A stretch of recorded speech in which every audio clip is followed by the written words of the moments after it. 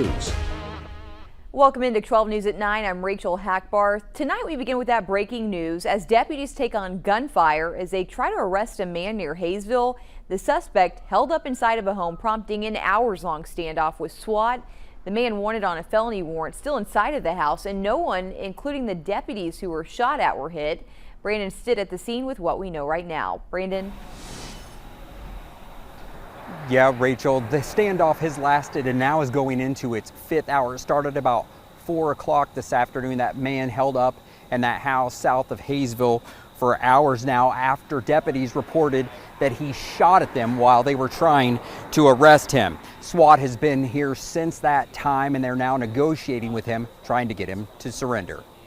Tense moments as Sedgwick County Sheriff's deputies find themselves in the line of fire. Shots fired, shots fired.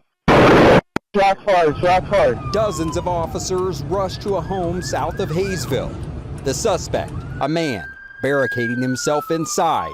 The deputies not hurt. We have SWAT and negotiators on scene right now. Armored SWAT vehicles made their way to the scene. Meanwhile, negotiators able to start talking to the suspect. Neighbors told to shelter in place. The suspect is still inside. He does have a handgun and is claiming to have an AR-15 as well. As the day turned to evening, negotiations continue.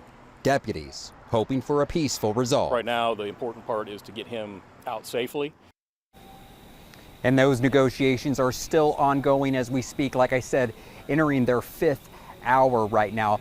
The roadway at 79th Street South and Broadway, between Broadway and Seneca, is completely shut down, and also residents in this area have continually been asked to shelter in place.